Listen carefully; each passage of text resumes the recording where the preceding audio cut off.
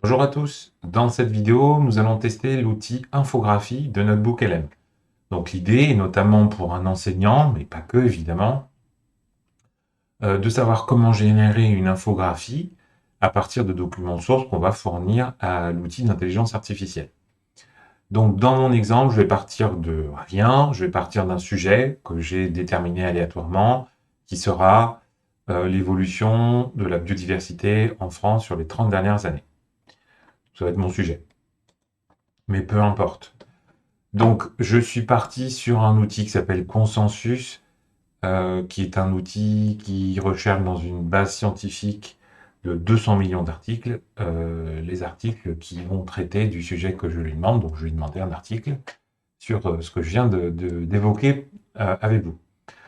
Il m'a, comme vous pouvez le voir, sorti une documentation, enfin, tout un tas de trucs, et dedans, j'ai aléatoirement récupéré le document numéro 13. C'est un PDF que je vous affiche ici, qui traite de l'évolution des populations de deux rapaces dans l'ouest de la France sur les 30 dernières années. Mais une fois de plus, peu importe, c'est juste un sujet pris comme prétexte. Donc, j'ai pris ce PDF, je l'ai inséré en source de Notebook LM, comme on a vu dans les précédentes vidéos. Il est ici. Il m'a produit un petit résumé comme il le fait d'habitude. Et donc, ce qui va nous intéresser ici, c'est la partie infographie. Donc, dans un premier temps, ce que j'ai fait, c'est que j'ai cliqué sur infographie directement. C'est-à-dire que je n'ai pas été, avec le petit crayon ici, affiner ma requête, mon prompt relatif à l'infographie, tant sur le fond que la forme. Je n'ai rien touché. Et vous allez voir que bon, ça a son importance. Donc, il m'a produit cette infographie-là. Vous allez voir que le résultat est tout à fait intéressant, tout à fait exploitable. Pédagogiquement, on peut partir là-dessus et donc enseigner ou s'en servir dans un cours. Il y a pas mal de textes et, sauf erreur de ma part, il n'y a pas de faute d'orthographe. Les données sont correctes par rapport à ce qui était fourni, mais évidemment, comme d'habitude, on vérifie toujours ce qui est produit par l'IA quand on compte s'en servir. Et donc, on se retrouve avec un document exploitable. Voilà. Donc, j'aurais tendance à dire fin de la vidéo pour ceux qui voulaient juste savoir comment on génère une infographie à partir de Notebook LM. Pour aller un petit peu plus loin. Donc, vous avez vu, je vous expliquais que on a un petit crayon ici qui permet d'affiner ce qu'on veut demander. Donc, affiner, une fois de plus, tant sur le fond que sur la forme. Quel ton employer? Est-ce qu'il doit s'appuyer sur une partie des documents? Faire un focus en particulier sur un thème de notre documentation, etc. Donc, là, j'ai fait un petit essai sur la forme. Je me suis dit, sur l'infographie qu'on a vue, j'aurais bien aimé qu'ils mettent en place la charte graphique, par exemple, de mon établissement. Donc, on va imaginer que notre charte graphique est simplissime, qu'il s'agit juste de mettre un logo. Donc, je vais vous montrer le logo que j'ai été récupéré. Donc, le logo de l'IUT de Sénart-Fontainebleau pour l'Université Paris-Est-Créteil, qui est celui-ci en mode transparent. Et donc, dans un deuxième temps, j'ai demandé dans une infographie, ici, rajoute en haut à gauche le logo de mon établissement dans ton infographie. Et donc, il nous a produit ce document. Vous voyez qu'il a intégré le logo. Vous voyez aussi qu'il n'a pas intégré vraiment mon logo. Il a fait une interprétation du logo.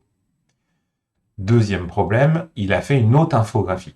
C'est normal, les IA sont basées, enfin les LLM sont basés sur les probabilités, donc vous pouvez lui poser 50 fois la même question, il vous produira 50 réponses différentes. Ce que je sous-entends par là, c'est que si la première infographie était la bonne, exactement celle que je voulais, eh ben c'est trop tard maintenant, on va dire ça va être très difficile de pouvoir la modifier. Là, il faut faire appel à des outils de modification d'image. Alors, à la main, c'est ce qui sera, à mon avis, le plus simple pour l'instant. On peut aussi faire appel à des IA pour leur demander de modifier le document et d'y intégrer mon logo. Bon, au moment où je parle, où je fais cette vidéo, décembre 2025, pour une IA, c'est assez difficile d'aller modifier un document sans aller casser quelque chose d'autre dedans. Ça marche, plus ou moins, donc il faudra faire vos expériences pour pouvoir arriver au résultat que vous souhaitez. En tout cas, vous voyez que insérer une image dans l'infographie, Là, en fait, c'est pas si simple que ça pour lui. Vous voyez que, par exemple, IUTSF, dans mon logo d'origine, il n'y a pas IUTSF. Donc, d'où il sort ce IUTSF, qui est bien l'abréviation, et bien tout simplement du nom de mon fichier. Donc, il faut toujours faire attention quand on traite avec une IA à ce sujet.